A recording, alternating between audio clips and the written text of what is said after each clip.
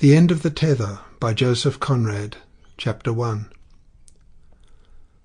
For a long time after the course of the steamer Sofala had been altered for the land, the low, swampy coast had retained its appearance of a mere smudge of darkness beyond a belt of glitter. The sun rays seemed to fall violently upon the calm sea, seemed to shatter themselves upon an adamantine surface into sparkling dust, into a dazzling vapour of light that blinded the eye and wearied the brain with its unsteady brightness. Captain Whalley did not look at it. When his serang, approaching the roomy cane arm-chair which he filled capably, had informed him in a low voice that the course was to be altered, he had risen at once and had remained on his feet, face forward, while the head of his ship swung through a quarter of a circle. He had not uttered a single word, not even the word to steady the helm. It was the serang, an elderly, alert little Malay with a very dark skin, who murmured the order to the helmsman. And then slowly Captain Whalley sat down again in the armchair on the bridge and fixed his eyes on the deck between his feet. He could not hope to see anything new upon this lane of the sea. He had been on these coasts for the last 3 years.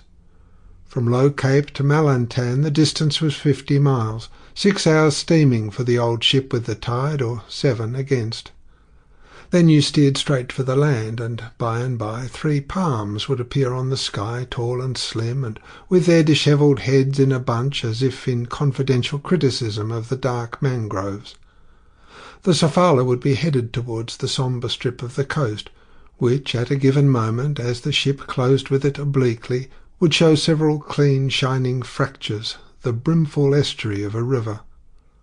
Then on through a brown liquid, 3 parts water and 1 part black earth, on between the low shores, 3 parts black earth and 1 part brackish water, the Sofala would plough her way upstream, as she had done once every month for these 7 years or more, long before he was aware of her existence, long before he had ever thought of having anything to do with her and her invariable voyages.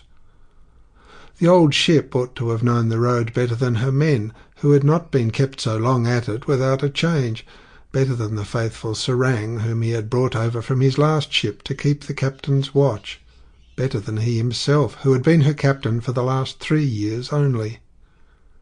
She could always be depended upon to make her courses.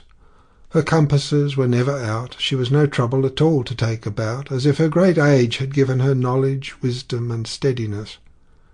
She made her landfalls to a degree of the bearing, and almost to a minute of her allowed. Sample complete. Ready to continue?